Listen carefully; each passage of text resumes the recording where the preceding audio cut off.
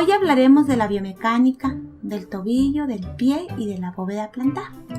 El complejo articular posee 3 ejes principales. El eje transversal pasa por los 2 malleolos y corresponde a la articulación tibiotarsiana. En él se realizan el movimiento de flexoextensión. El eje vertical condiciona los movimientos de aducción y abducción. El eje longitudinal condiciona la orientación de la planta del pie y permite los movimientos de pronación y supinación.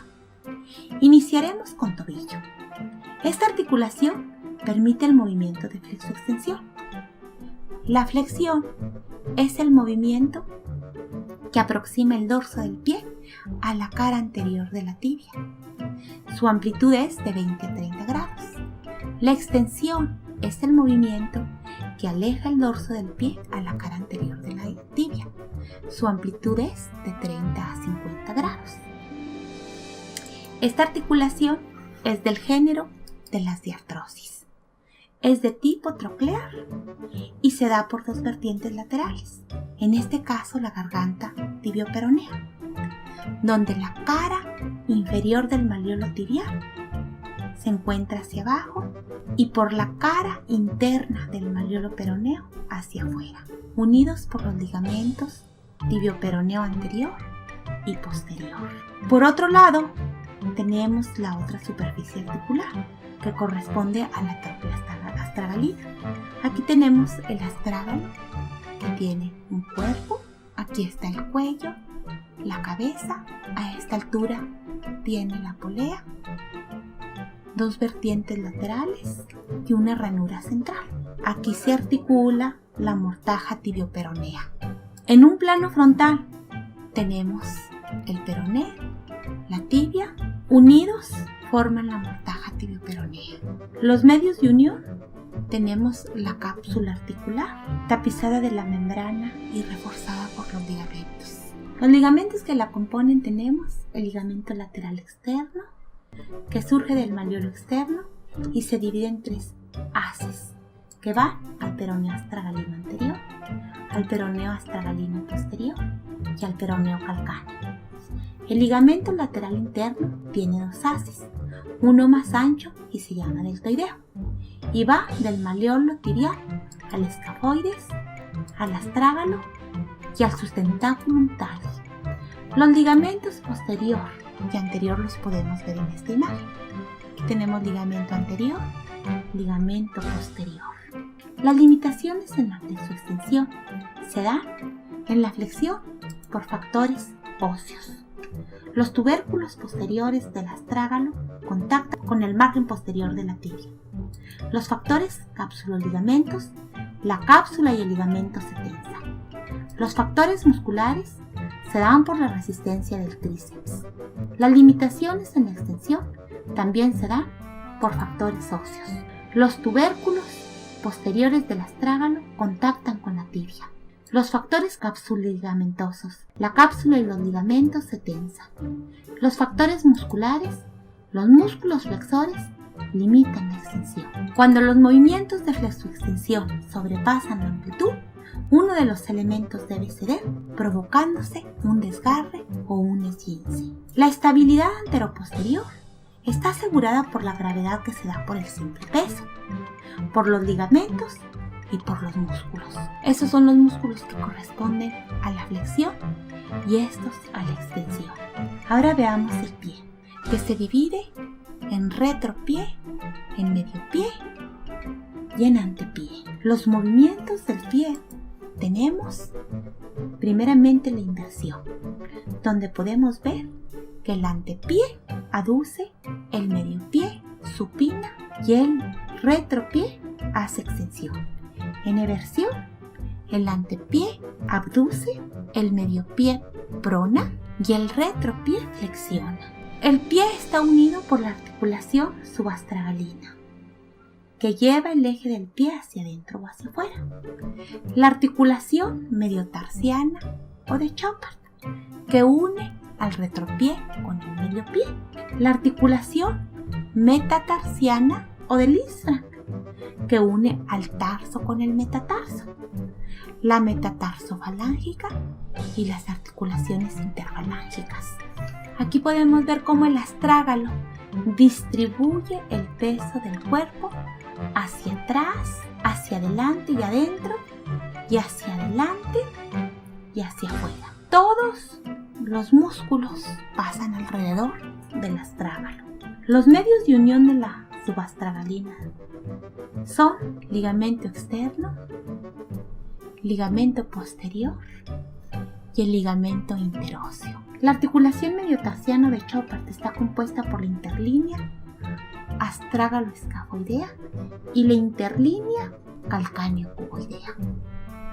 Los ligamentos de esta articulación son ligamento Inge de Chopard, calcáneo-escafoideo, calcáneo-cuboideo interno, calcáneo-cuboideo dorsal, ligamento glenoideo, calcáneo-cuboideo plantar superficial, calcáneo-cuboideo plantar profundo y astrágalo-escafoideo superior.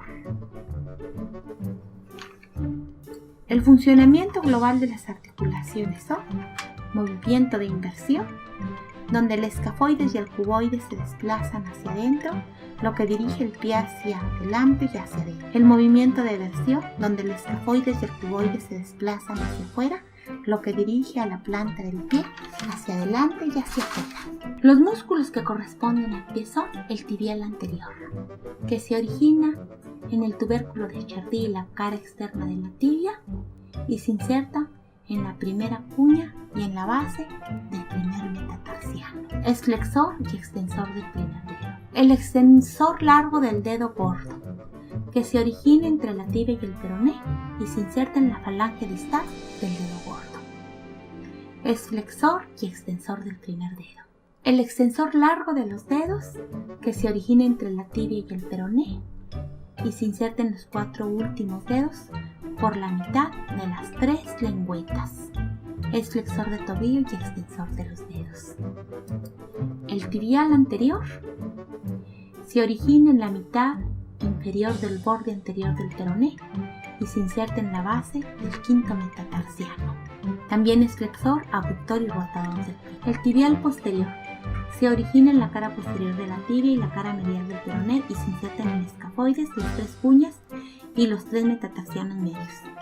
Realiza extensión, aducción y es rotador medial del pie.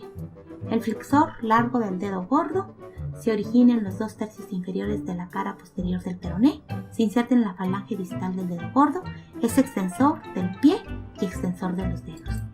El flexor largo de los dedos se origina en el tercio medio de la cara posterior de la tibia y se inserta en la falange distal de los últimos 4 dedos.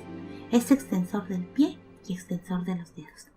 El peroneo largo se origina en la cabeza del peroné y se inserta en la base del quinto metatarsiano, en la segunda cuña y en el cuarto metatarsiano. Realiza extensión del pie. El peroneo corto se origina en el tercio medio de la cara lateral del peroné y se inserta en la tuberosidad del quinto metatarsiano. Es extensor, abductor y rotador del pie. También tenemos el tríceps formado por los gemelos que se origina en los cóndilos. El sóleo se origina en la línea oblicua de la tibia y se insertan en la cara posterior del calcáneo. Son extensores del pie. Los músculos interóseos tenemos 2, el extensor corto de los dedos y el extensor corto del dedo gordo, y su acción es separar los dedos. Los músculos interóseos plantares que tenemos el abductor del dedo gordo, el flexor corto del dedo gordo, el aductor del dedo gordo, el flexor corto de los dedos, el accesorio o flexor plantar y los lumbricales. Todos estos permiten la flexoextensión. Los músculos interóseos flexionan las falanges y separan y juntan los dedos. Y por último tenemos el separador corto del quinto dedo, que es flexor y aductor del quinto dedo. Por otro lado tenemos la bóveda plantar, definida como un conjunto arquitectónico que se asocia a elementos osteoarticulares, ligamentosos y musculares para amortiguar la flexibilidad de la malla. Tiene 3 puntos de apoyo, corresponde a la cabeza del primer metatarsiano. Este corresponde a la cabeza del quinto metatarsiano y este al calcáneo. El arco anterior es más corto y bajo. El arco externo es intermedio y el arco interno es más largo. El arco interno está compuesto por primer metatarsiano, primera cuña, escafoides, astrágalo y calcáneo. Y los músculos que lo componen son el tibial posterior, el peroneo lateral largo, el propio del dedo grueso y el abductor del dedo gordo.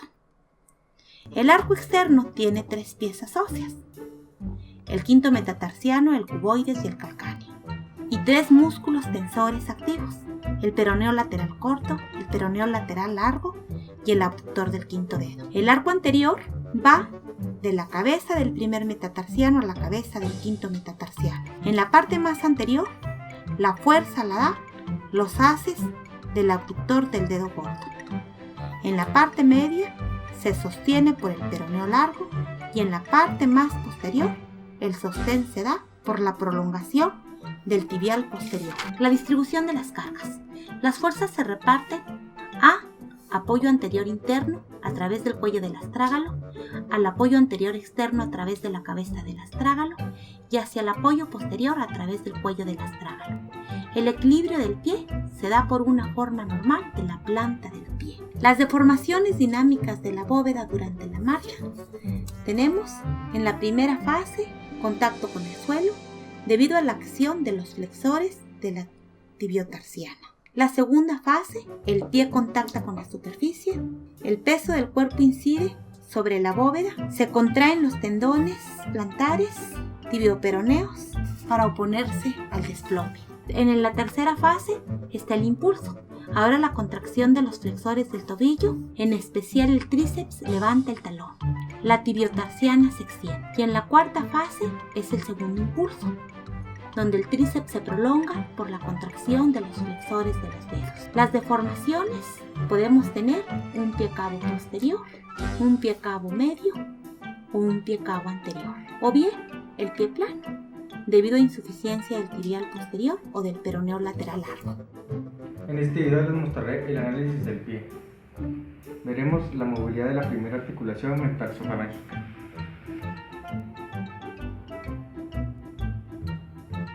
Ahora veremos el trayecto de la primera metatarsiano pasando por las cuñas hasta el tubérculo de la escafoides. Luego palpamos la cabeza del astrágalo.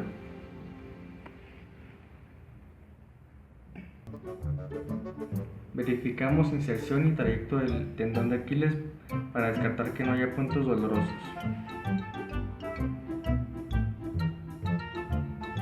Checamos la movilidad de la quinta metatarsofalangica y su trayecto hasta la apófisis estiloides.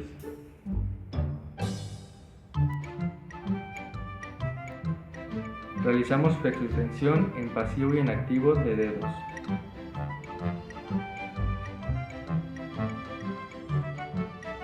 Localizamos el cuboides.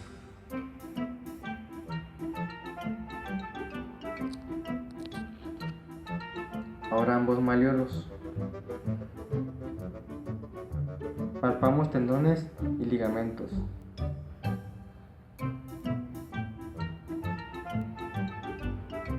Es importante realizar la prueba del astrágalo para verificar si hay esguince.